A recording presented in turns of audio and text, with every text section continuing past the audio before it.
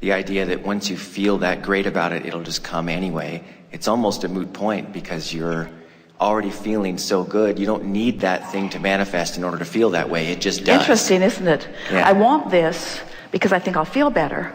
Oh, I'll just get feeling better. Yeah. Now I don't care. Oh, here it is. Yep, exactly. Exactly. But it also is a new bouncing off place. In other words, it's fun. It's fun to have the evidence. In fact, it's one of the things that you so knew.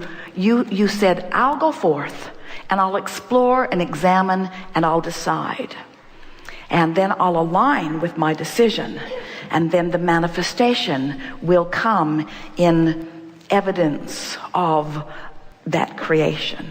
And so, since you're creating in a physical world, the manifestation is just the icing on the cake, but it's not the whole thing, is it? Yep. And then you just think of something else that makes you feel good, and that comes down. But just sort of wrapping up what we just left behind is that, but if it's the all things, if it's everything that I want, now I've got myself in that place where I want something that isn't so much, that now I'm out of the vortex and now it all breaks down.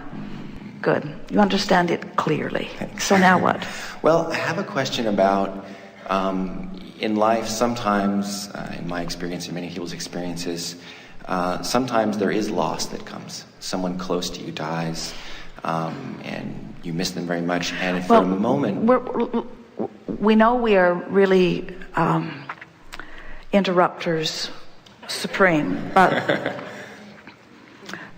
let's change the word to loss to perceived loss. Okay. I would because there is no loss. There is no loss. When someone that you love dies, you know what happened to them? They went into their vortex and became all that they've been asking for. That's not a loss. And you know who they're hanging around with? The larger part of you. So if they feel lost to you, it's only because you're not hanging around with the larger part of you. Right. Okay, so let's call it a perceived loss then. And so let's call it a stupid perceived loss. Let's call it an unnecessary, ridiculous perception of loss that doesn't really exist. Let's call it what it is. Okay. It could be, yes, because they are turning into something wonderful and magnificent, but it may be more difficult to talk to them or, give it you are arguing for your limitations again. In other words, you can't listen to a radio station that you're not tuned to either, but you don't call it loss. Right. We don't see you in your car with your head on your steering wheel sobbing. What's wrong? I can't find 101. It's gone. I'm getting some other station. You just tune the dial and it's right there, right there. Okay. So maybe this, I'm not sure if this question will make sense, but I'm going to ask it anyway. It'll make sense and then we'll make fun of it. Okay. So if I, at that moment, feel like I need to cry, and then I cry, and then I feel much better after I've cried. I've let it go. You know why? Why? The crying distracted you from the bogus reasoning that you had going on. Okay. Now you got snot running down your face. You're like Esther, you've lost your eyelashes. Right. In other words, seriously, it's a distraction. It's a distraction from the vibration that had you pulled apart. Okay. What I was noticing is that if there's a moment where I feel like crying and I say, no, I must be happy, I'm trying to stay joyful, and I just push it down, deep down beneath my knees, and then maybe I do find a way to feel happy. What I've found is that if I don't acknowledge that need to cry in the first place, it's like it's still rattling around in me. That's just stuff you've heard, and that's not even accurate at all. Okay. In other words, for anyone to say you need to cry it to get it out of you, that defies all the laws of the universe. It's not like you've got this negative stuff that you've got to cry away. You're either focused on stuff that makes you cry or you're focused on stuff that makes you happy. End of subject. Right. Now, we're not saying that you don't have something to cry about, Right. Esther remembers her father saying, if you don't stop crying, I'll give you something to cry about. And she thought that was so screwy. I already have something to cry about. I don't need you to give me something. But we really want you to understand that when you have that feeling, we don't disagree with you. We would just let it go. In other words, you really don't have any choice. When what you want is alignment with who you really are, and what you've got is something different from that, sometimes you just have to let go and let whatever's going on vibrationally happen, because it won't last forever, and something is going to get your attention that's going to make you feel better. But it is so helpful to understand the laws of this universe and to understand why something feels the way it does and why something else feels better, because only then can you get any deliberate control of your own life experience. So let's play out a scenario here. Give us an example as you've been giving it, and we're going to guide it to a better feeling place faster. Okay. I have a close friend who dies, and I miss them very much. All right. So under what conditions does it sort of creep up on you? When you go someplace where you might have been together? Sure, or if something reminds me, or it just in the near term right after, they're just not around. We just can't hang out. All right, so you feel the absence of that. Now, whenever you know what you don't want, you know more clearly what you do want. So you're sending off these rockets for friendship, for companionship, for more fun, for more alignment. When you feel the lack of someone, you're sending out requests for the presence of someone. But the flawed premise that you've been living under is that now they're gone, they're really gone. You speak of people who have made their transition as lost or dead or gone. So when you understand that there is no ending to anything, and that you still do have access to that which they are, you really do.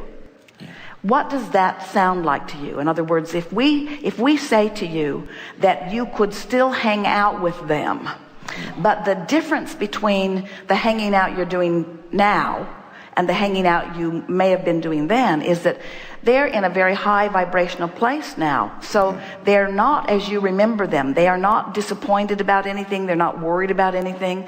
They've left behind all that worrisome stuff, and they're in a very high vibrational place. Do they still sound like somebody you'd like to hang out with? Sure. So now, does it feel, and we're not trying to guide you here, just tell us what you mean. Does it feel as satisfying to have this emotional, vibrational hanging out experience as it did to just hang out with this person? It doesn't feel as good, does it? Because what you're longing for is what you had. What you're longing for is the tactile, the tangible, the auditory, the visual. You're longing for something that clearly is not possible. Right. Not at this point. Now stay with us, because this is this larger point that we've been wanting to make. Because of your fixation, all humans, on physical reality, of wanting to see it and hear it and smell it and taste it and touch it, you have been misunderstanding that so many of your relationships were based upon something so much more. There is an emotional connection to every single person. In other words, together,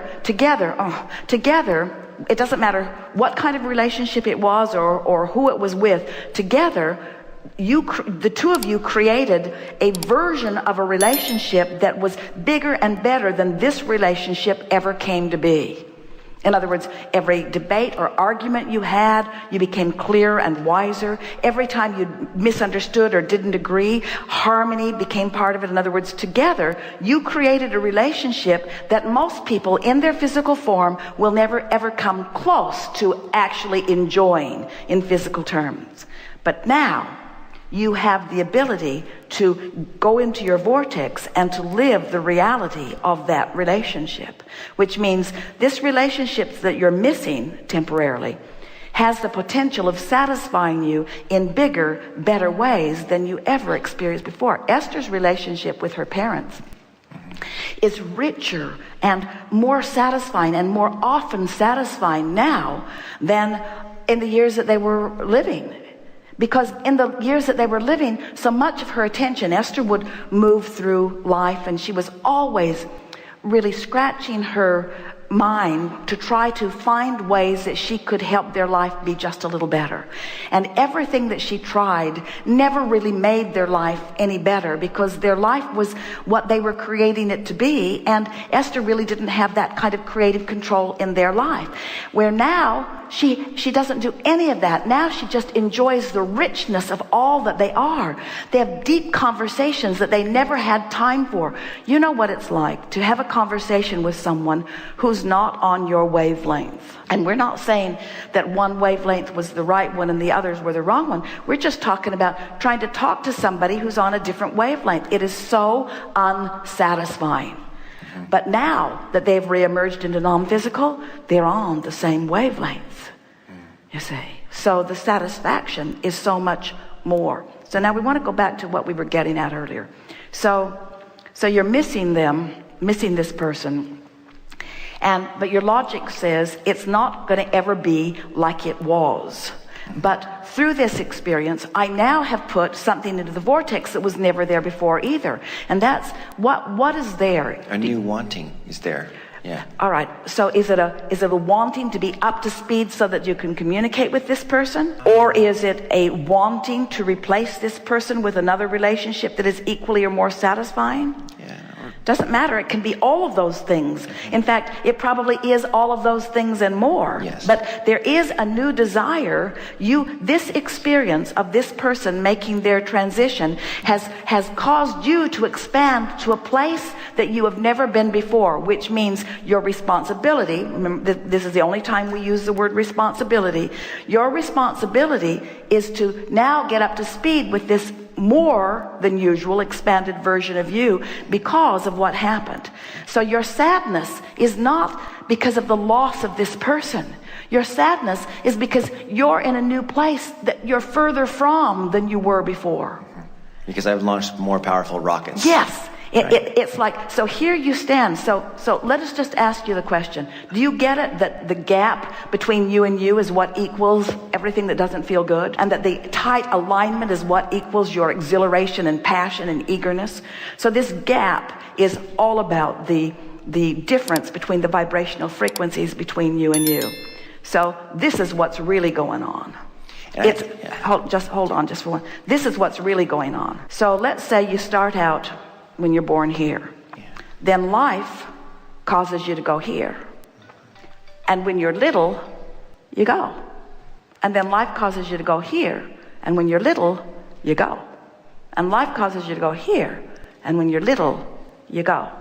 And then you start getting educated from society that needs you to behave in certain ways. And life causes you to go here, and you don't go. And then life causes you to go here, and you don't go. And then a friend dies and you go here and you don't go. And you say, oh boy, I feel awful because my friend died. And we say, no, you feel awful because you didn't go. Mm-hmm. And so I guess the question is, I think what you were saying earlier today is it's okay to feel the contrast, to feel that gap, because it guides you towards catching up. Feel the gap, but know what it is. In other words, feeling a gap you don't understand feels hopeless, because if I think that I feel bad because this person died and I can't do one thing about this person being gone, then I'm going to be unhappy forever. You're not, but I feel like I am, and that just makes this moment worse. But if I know that I feel bad because life caused me to expand and I'm using some thought and keeping myself from expanding, now at least I have hope that I could change the thought and close the gap. Right. We want to say to you in very loving but powerful terms, you're the only one who can make yourself feel better. And this is the epitome of what we said to Esther when Esther said, give me 10 rules to live by. And we said, we'll give you 2. It's not my job to make you feel better. And that's what your dead friend would say to you. I can't come back to life to make you feel better, man. You got to figure this out. You got to feel better because it's right for you to feel better. You got to figure out how to catch up with you. Don't lay this on me, croaking. Yeah. So I guess the question was about, what do I do with the feelings when they come up of sadness? What choice do you have? Not much, to just either feel it or kind of suppress it. Well, here's the thing. It's like we said to the woman who had pain in her hips. You can have pain in your hips and be hopeful, or you can have pain in your hips and be fearful. And the difference between fear and hope is the difference between recovery. So you can have uncontrollable wailing and feel embarrassed and broken and like you're not living your life right, or you can have uncontrollable wailing and emotion, and you can acknowledge it for what it is.